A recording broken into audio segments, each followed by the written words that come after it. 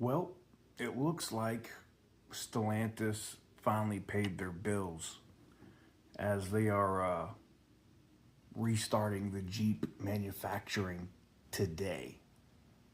For the longest time, whoa, for the longest. Yo, Percocet, Miley Percocet, Percocet, Miley Percocet, Represent, got it represent. What is up, guys? Welcome on back to TK's Garage. And I apologize if you hear all that freedom flying overhead, but we are on a military base. And there's Raptors up today. Anyways, I want to talk about Stellantis resuming their production of Jeeps at Toledo and I forget the other assembly plant that's doing the Jeeps. But I've got emails from two different employees, one at each different facility where they make the Cherokees and whatnot, and then the Wranglers and the Gladiators and whatnot in Toledo. And they said, voila, magically last night, going into the evening of Wednesday, magically parts appeared.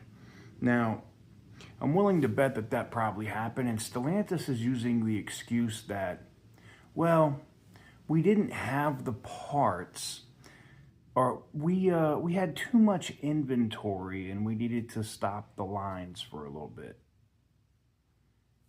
Let me tell you why that's a BS answer from Stellantis. You literally had an employee die on that line that you had in Toledo, and you really cleaned him up, got him out the way, cleaned it up, let them take whatever photos and stuff, and had that line running like an hour and a half to 2 hours later,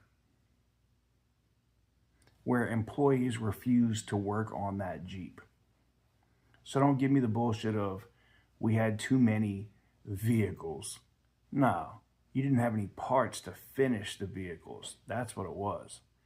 And it literally comes from Stellantis. I'm not going to say that they're in financial trouble, but you have to look at the whole picture, right? And the picture don't look good for Stellantis. I mean, $250 million on a drone company, basically.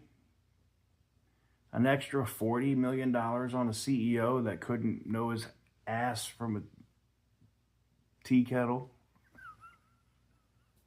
I was trying to figure out how I can slide in a phrase, but I was like, But at least one good thing happened. At least people are going back to work today. And I got that as of 5:18 a.m. my time, which is Pacific. So I'm glad that they are, people are going back to work and getting paid, and they're putting out Jeeps. I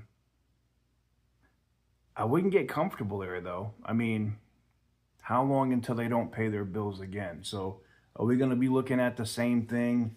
Because usually the suppliers are shutting them off when they're after 90 days late. So in 3 to 4 months, are we going to see the plants shut down again? Maybe. Let me know what you guys think in the comment section down below. Give the video a big thumbs up if you like what I do. Hit the subscribe button if you haven't already. And as always, stay petty, my friends.